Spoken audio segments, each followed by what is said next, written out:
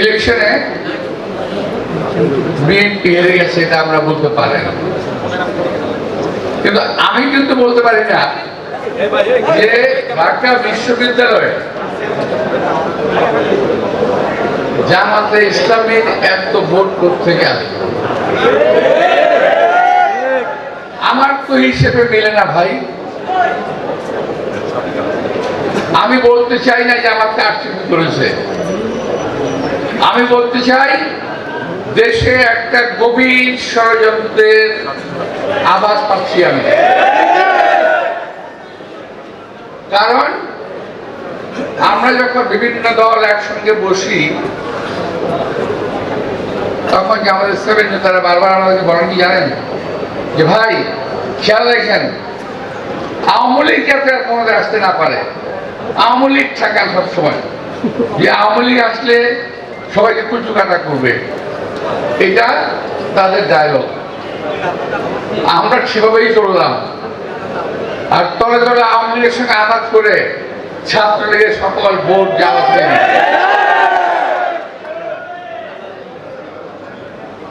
বুঝতে পারছেন? এখন বিএনপির বিরুদ্ধে দেশে এবং দেশের বিরুদ্ধে এই দেশের বাইরে ষড়যন্ত্র হচ্ছে।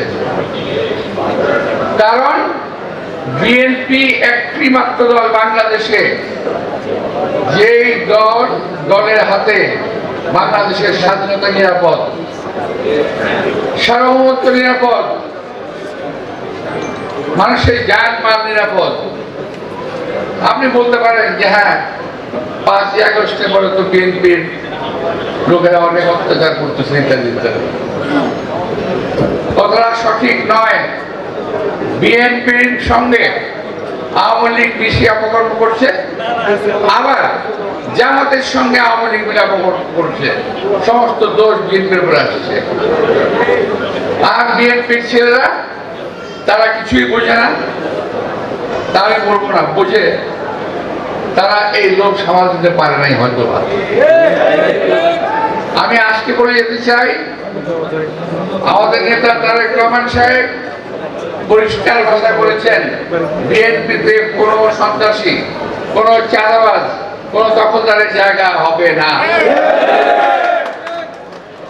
এখনো যদি কেউ সামাল না দেন, এখনো যদি নিজেকে কেউ ঠিক না করেন, তাহলে যদি খবর আসে ইনশাল্লাহ আপনাদের বিরুদ্ধে ব্যবস্থা নেওয়া হবে। তার মনে রাখতে হবে, বিএনপি স্বাধীনতার ঘোষক শহীদ রাষ্ট্রপতি জিয়া রহমানের দল।